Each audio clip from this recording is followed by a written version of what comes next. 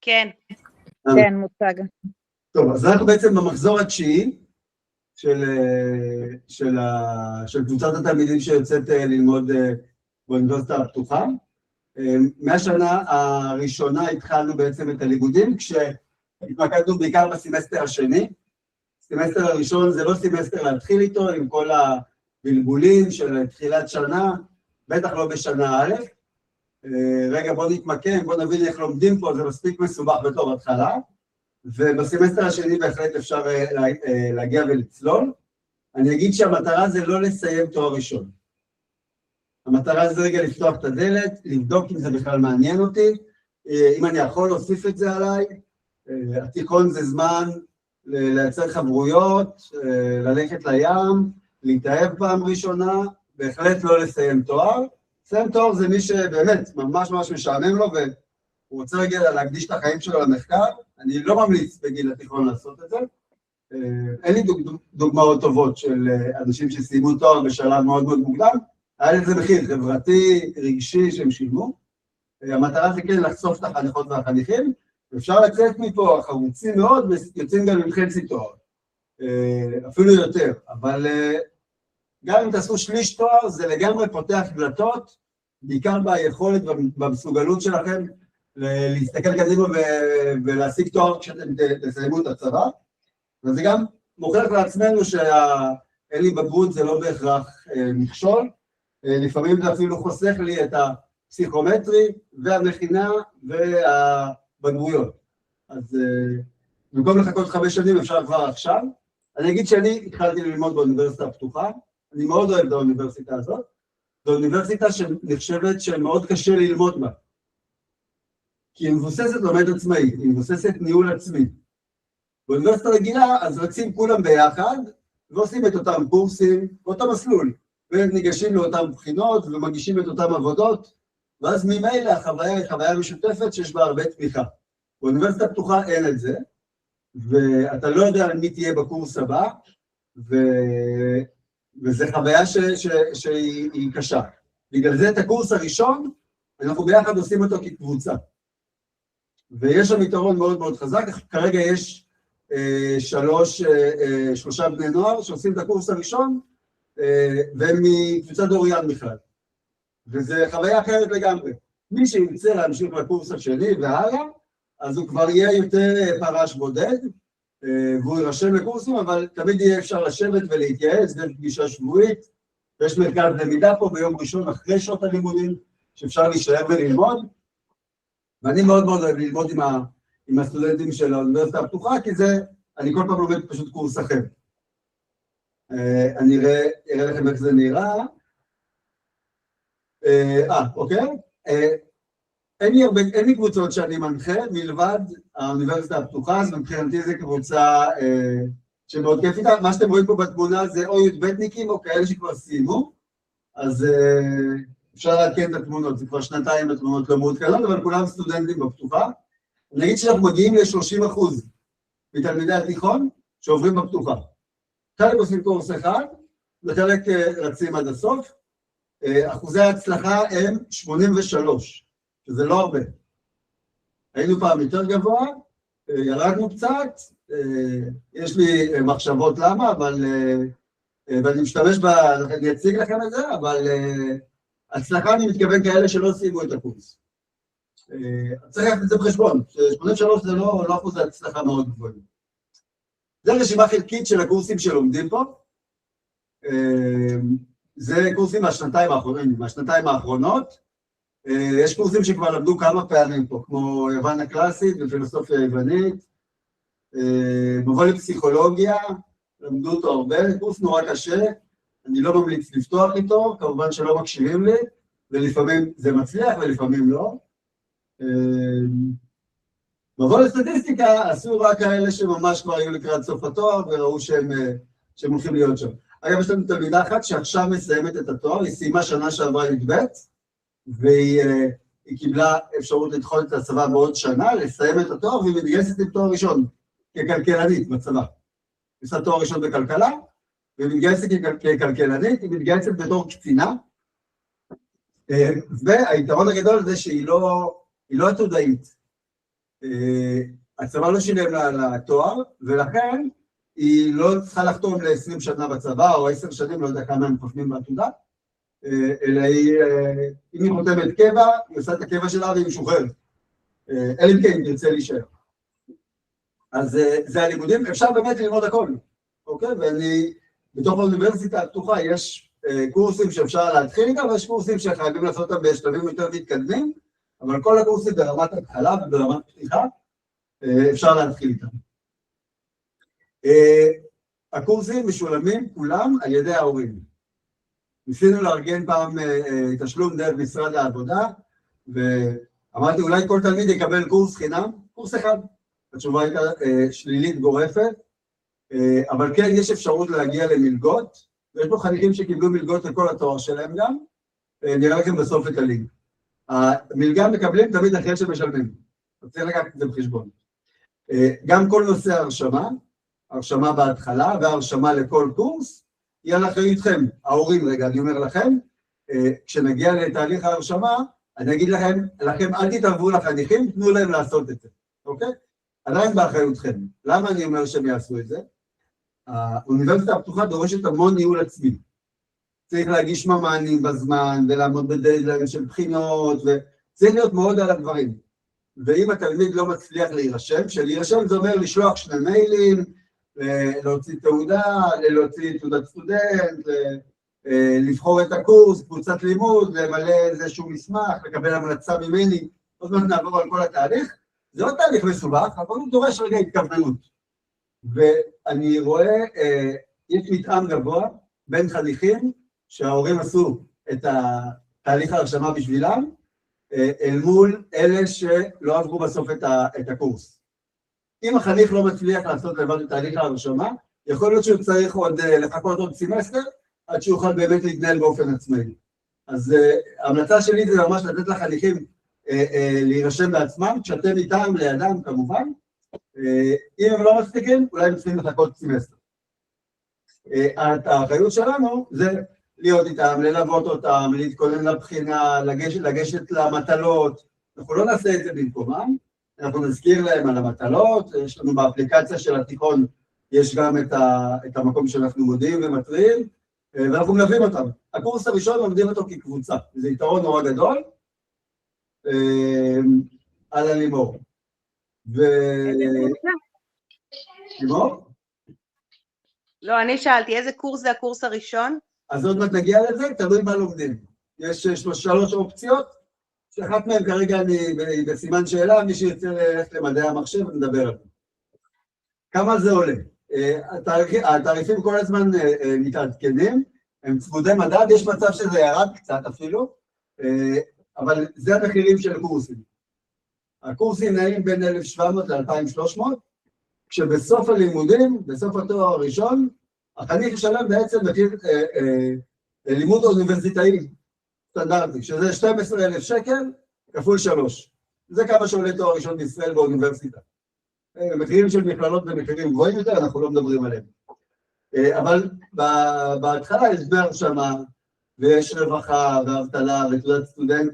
הסעיף הזה זה סעיף רק לגבי הנחיה מוגברת, והרשמה מאוחרת, שזה תוספת, אין ב3 קורסים הראשונים. ב3 קורסים הראשונים אפשר גם לדחות את ההרשמה. בעצם ההרשמה המוקדמת כבר הסתיימה. אז מי שכבר סיים 4 קורסים, זה יעלה לו יותר. אבל זה לא המצב שלנו. טוב, קורסי מבוא. אפשר לעצור אותי לשאלות חופשיים. יש לנו 3 קורסי מבוא, ו3 תחומים שהחניכים ילמדו. קורס ראשון זה קריאה וכתיבה אקדמית. כל מי שלומד מדעי הרוח, הקורס הזה זה קורס חובה בכל מקרה, הוא יצטרך לעשות אותו. עדיף לעשות אותו בהתחלה. למה? בגלל שהוא יעזור לכם, לכל הסטודנטים, הוא יעזור בהמשך. הוא יעזור להם איך לקרוא ממ"נים, הוא יעזור להם לכתוב עבודות, לגשת לבחינות. זה קורס שהוא הבנת הנקרא ברמה גבוהה, והוא מאוד מאוד מומלץ. הוא לא מאוד כיפי. אוקיי, אני שם את זה רגע על השולחן. הוא לא מאוד כיפי, מהסיבה הפשוטה שמי שבא ללמוד פסיכולוגיה, הוא לא בא ללמוד איך לכתוב מאמר או איך לקרוא מאמר. אבל אני חושב שהוא מאוד מאוד מס. שהוא מאוד מס להתחלה. אבל בכל מקרה, זה קורס חובה. אז לא משנה איזה תואר אתה עושה, דרך הקורס הזה צריך לעבור.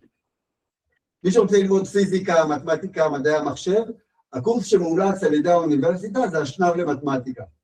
אני רוצה לשים פה סימן שאלה, בגלל שלא תמיד זה נכון, ולא תמיד זה הקורס הנכון להתחיל איתו. זה קורס שהוא קשה, ורק מי שחזק במתמטיקה, ובטוח שזה הכיוון שלו, שיתחיל עם הקורס הזה. אם לא, אז אנחנו נמצא אולי אופציה אחרת. אני אביא לכם את המצגת, אני רואה שאת כותבת. אין פה שום דבר סודי, זה כמעט אותה מצגת, כבר כמה, כל רגע אני משנה את התעריף, את התאריכים, בגדול זה אותו דבר. אז זה קורס, סליחה? רק אמרתי תודה. בכיף. אז זה קורס שיש איתו איזושהי מורכבות, הוא קורס שהוא חובה למי שהולך לתחומים האלה, אבל אם אתם לא סגורים שזה התחום, אולי כדאי רגע לחשוב כמה רגעים לפני, אנחנו פה בדיוק בשביל להתלבט בדברים האלה. מי שרוצה ללכת לכיוון של המדעים, שזה כימיה, שזה ביולוגיה, שזה מדעי כדור הארץ, שזה אחלה קורס ואחלה תואר, הייתי אמור ללמוד אותו עם הבת שלי, אבל היא החליטה שהיא רוצה לעשות דברים אחרים. בתיכון, אני אמרתי לה, בואי ניקח קורס אחד. אז היא בהתחלה אמרה כן, ואז היא ירדה מזה. אז זה אחלה קורס להתחיל איתו, מבוא לכימיה. מי שרוצה ולא בטוח, הקורס הזה נמצא חינם בקמפוס IL, שאפשר לעבור עליו, ואם זה מתאים, לעשות גם בו ולקבל קרדיט. אפשר גם ללמוד אותו לבד.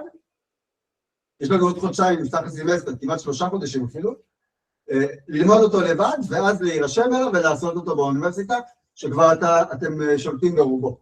אז מי שזה הכיוון שלו, יאללה, בואו נלמד אותו לפני שנלמד אותו בעצם. אז אלה 3 הקורסים. אוקיי, סבבה. אז אלה התאריכים שלנו, הרשמה סדירה או מוקדמת, פחות רלוונטית, בגלל שמי שזה הקורס הראשון עד השלישי, זה לא משנה לו.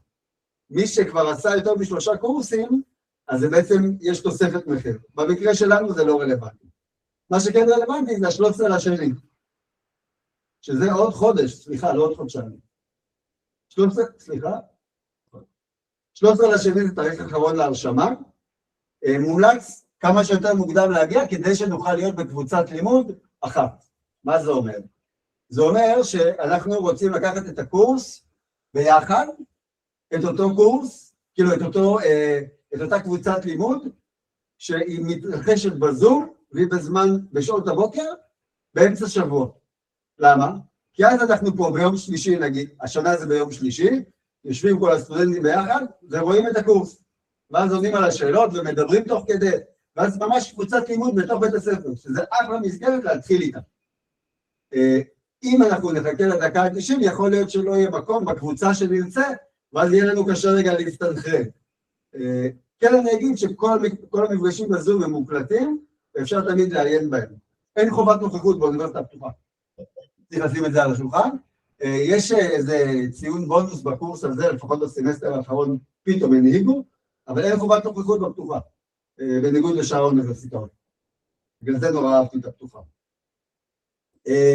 כמו שאתם רואים, הסמסטר מסתיים ממש בסוף השנה.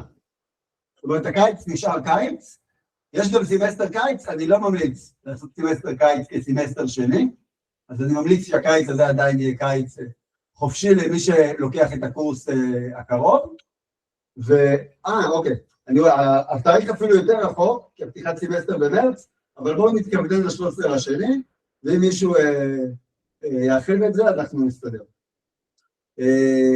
סמסטר קיץ הוא סמסטר הרבה יותר קצר, אז אני לא ממליץ לעשות שזה יהיה השנה השנייה שלו. שנייה רגע. אילן, אני בזום עם הורים, אני אחזור אלייך, סליחה. ביי. יותר טוב מה שחשבנו, אני אחזור אלייך. סליחה.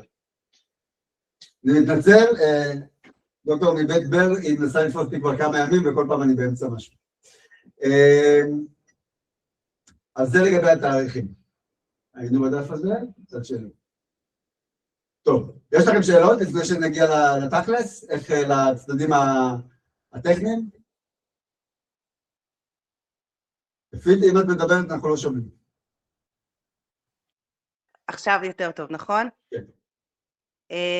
אם כל אחד מהם בוחר בעצם אחד מבין 3 הקורסים שהצעת, זאת אומרת, בוא נחלק את זה שווה בשווה, 2 בכל קורס, הם עדיין לא קבוצה, זאת אומרת, הם ילמדו בזוגות, או שהם ישבו כולם, איך זה יעבוד? הקבוצת לימוד, זה קבוצת לימוד של אנשים מכל הארץ. והם ישבו ביחד 2, ויהיה להם חדר, ויהיה להם, אם יהיו 3 קורסים במקביל, אז זה לא בהכרח יהיה באותו יום, אוקיי? אבל הם יוכלו להשתלט על ואם רק אחד נרשם, אז הוא בעצם לבד. אם אחד נרשם הוא לבד, אבל אני איתם. אוקיי. אוקיי? ויש פה חניכים שעשו את כל הקורסים, ראיתם איזה רשימה. תמיד אפשר למצוא פה איזה... אני עשיתי איזה 80% מהרשימה הזאת. זה הקורסים של ההתחלה. בואי, זה לא... הם כולם בתואר ראשון, וכולם קורסים של השנה הראשונה, 2 מקסימום. לא הכנסתי את זאת עם הכלכלה, עם כל הקורסים המסובכים שלה. זה לא צריך להציג את זה לכולם. אבל כן, יכול להיות שהם לא יעשו עם עוד מישהו את הקורס הראשון, וזה בסדר, זה אפשרי. זה כן, זה יותר קשה. אוקיי. אבל אנחנו פה, ובקורס הראשון הליווי הוא הרבה יותר משמעותי, כי זה סביבה ראשונה, ואיך שולחים מטלות, ואיך אני ממיר הקובץ, ואיך כותבים ביבליוגרפיה, ומה ההבדל בין MLA ל-APA, בסדר, לאט. אחר כך אני מתחנן שיבואו ישתפו אותי, והם רצים בקורסים ולא מספרים. האתגר זה הקורס הראשון. תודה. עוד שאלות על הקורסים לפני שאני... שלום, כן. שלום, שלום. אני רוצה לשאול, יכול להיות שהתייחסתם על זה ופספסתי, אבל שאלת הבגרויות למטרת תואר, רלוונטית פה, או... פשוט לא. פשוט לא. כמה מגניב. אין לי בגרות, עשיתי 2 תארים בפתוחה. מגניב מאוד, אחלה. אני אספר לכם שכשהגעתי לתואר שני, ובאתי עם הבגרות, לא הייתה לי בגרות, אבל באתי לתואר שני עם תואר ראשון כבר באוניברסיטה הפתוחה, אז הלכתי לאיזושהי תוכנית, וכמובן הציונים שלי לא היו ברמה שהם דרשו, אבל הם אמרו לי, שהייתה תוכנית כאילו שווה, אמרו לי, אם סיימת בפתוחה את התואר, אמר לי ראש התוכנית, לא אכפת לי כמה קיבלת. לא אכפת לי מהציון. אכפת לי לכך מחזיקים מהפתוחה. כי זה דורש מיומנות אחרת, וזה בדיוק מתיישב על המיומנויות שלנו פה, של הלומד העצמאי. עוד שאלות על הקורסים, על המסלולים, ההמשך הוא משעמם, זה מה למלא איזה מסמך ואיך להתקדם. למה?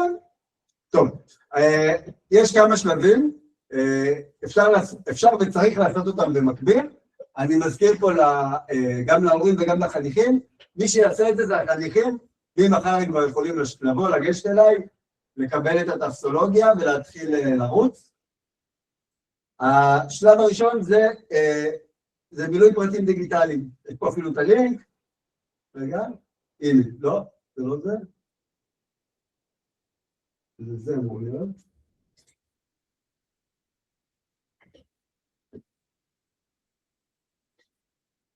רגע, אני אשתף אתכם.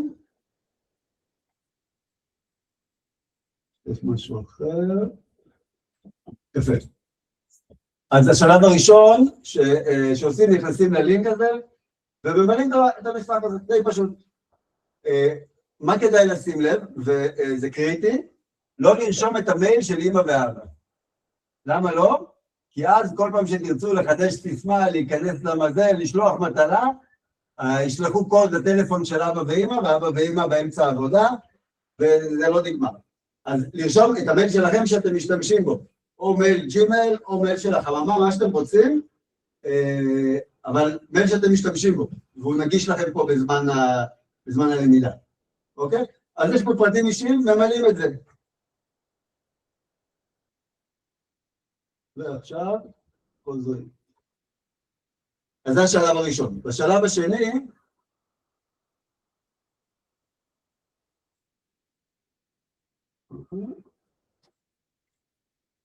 יפה. אז בשלב השני, אמורים לשלוח לכם מייל, אחרי שמילאתם את הטופס, אבל אנחנו לא מחכים להם, אנחנו כבר ממלאים טופס מועמדות, תעודה מבית ספר קודם, למי שיש, וטופס המלצה מבית ספר, שאני כותב לכם. את כל הדברים האלה סורקים, ושולחים למייל הזה כאן. youngstudentopen.co.il. אוקיי? אז יש שם טופס מועמדות, שזה זה, ואתם תקבלו אותו במייל בכל מקרה, אבל אנחנו לא מחכים. שתקבלו אותו, אני מדפיס לכם אותו פה ואתם שולחים, תעודת הערכה מבית ספר, והמלצה שאני כותב. אני כבר יודע איך לכתוב אותה, פשוט שהחניך או החניכה יבואו אליי, ואני אביא להם מכתב המלצה, אם מגיע להם, סתם, לכולם מגיע. והשלב הבא, זה שמזמינים אתכם לרעיון קבלה. מאז הקורונה עושים את זה גם בזום, מי שרוצה, אבל הרעיון קבלה, המטרה שלו היא לא, זה לא מדע טילים, זה לראות מי אתם, כאילו לפני שרושמים רגע חניך, אז לראות שההורים שלו בעניין בכלל, והם מכירים, ויודעים מה הסיפור, ולראות שזה משהו שהילד סביר ויכול לעמוד בו. זה לגבי רעיון קבלה. יש לחלק מהקורסים, כמו מבוא לכימיה ואשנב למתמטיקה, יש איזשהו מבדק פסיכוטכני, שגם כן לא צריך להיבהל מזה, זה לראות צורות ולסדר כל מיני משולשים, זה משהו מאוד מאוד בסיסי, לראות רגע יכולות של הבנה מופשטת וראייה כמותית, לא יודע, דברים שאני לא מבין בהם, אבל רובנו יכולים לעבור אותם, זה לא משהו מסובך ואין צורך להתכונן. צריך לדעת שלא תהיו מופתעים מהבדיקה הזאת. אלה השלבים שצריך לעשות אותם. ברגע שסיימתם את הרעיון, אתם מקבלים הודעה, ואז צריך להירשם. להירשם, הכל מקוון, הכל בדרך האתר, נרשמים לקורס, נרשמים לקבוצת לימוד, אני אנחה אתכם, את החניכים, אני אנחה לאיזה קבוצת לימוד צריך להירשם, ולאיזה קורס, ואיך עושים את זה, וזהו, ומרגע זה החניך לומד, תהיה לו פה, הקבוצת לימוד תהיה פה בבית הספר, בשעות הבוקר, ואני מלווה אותם באופן אישי. כל מנהל, אגב, במערכת צריך 3 שעות הוראה בשבוע. זה מה זה החובה שלנו במסגרת כל מיני הסכמים. אז זה הקבוצות של האוניברסיטה הפתוחה. לי זה כיף גדול, אבל אני היחיד שעושה את זה בתיכון, וזה המקום היחיד שאף אחד לא יכול להתערב לי. בכל מקום בצוות עם החניכים, הם קובעים, המנטורים קובעים, אז זה, אני לא קובע. אבל פה זה הממלכה שלי. נראה לי שזהו. אפשר לסרוק את הקוד, בכל מקרה, המלגות אפשר לעשות אותן רק אחרי ששילמתם. אז כרגע זה לא רלוונטי, ויש לנו את כל הלינקים לאחר כך מי שרוצה. ואני יוצא רגע משיתוף מסך. אני מצליח. זה פה. לא.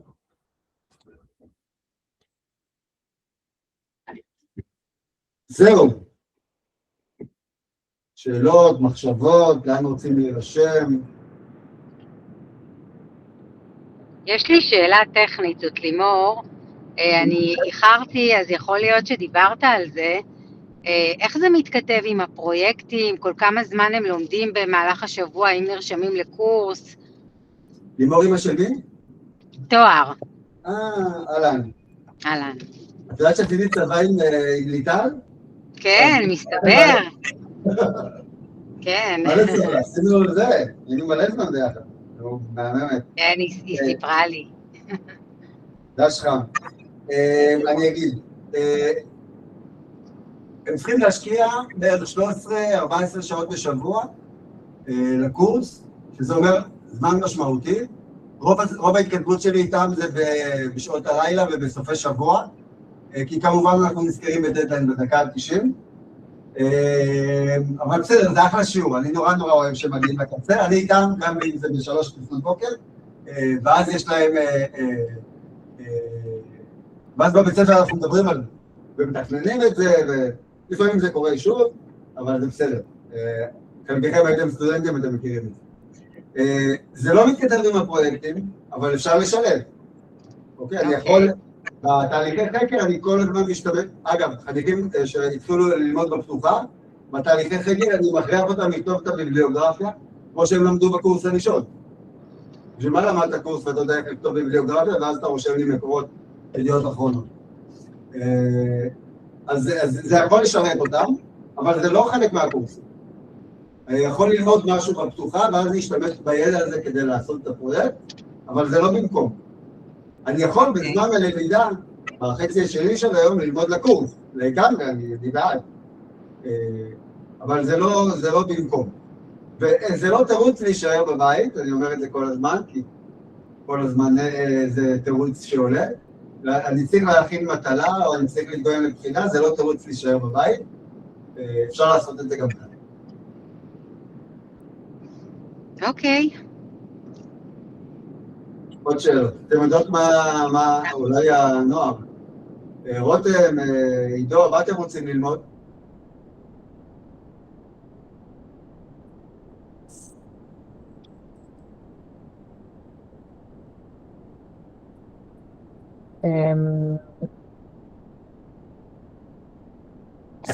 אמא של רותם, גם טוב. רותם יצא. כן. לא, רותם יצא לדעתי, כן, מורן. אמרת לנו לגבי השנב למתמטיקה, שזה בעצם מי שרוצה פיזיקה, מתמטיקה ומדעי המחשב. כן. עכשיו אני יודעת שיש גם מדעי המחשב כקורס אחד מהראשונים, נכון? דיברת על זה בהתחלה, ואז אמרת אני פחות... כן, זו שאלה אם, אני יודע שלרותם יש לגמרי את הכיוון ואת ה... והוא יכול להשתתף... למרות שזה עדיין קורס עיוני קצת, מאשר... קורס מאוד עיוני, צריך לברר אם זה הכיוון. יש קורסים נגיד בתכנון, יש עוד קורסים יותר ידידותיים, שהם לא מחייבים, שזה לא קורס, אין לו מה לעשות לשלב למתמטיקה אם הוא לא הולך אחר כך למדעי המחשב. אבל אם הוא לומד קורס בג'אווה, זה אחלה קורס, כאילו הוא ייהנה ממנו, הוא ילמד ממנו דברים. הוא למד גם בעבר. אתה לא הולך למדעי המחשב, אין לך מה לעשות עם תורת הקבוצות, שזה מה שהם לומדים בהשלב למתמטיקה. אני יודעת, כן. אני אומר סיסמאות, אין לי מושג מה זה תורת הקבוצות, אבל...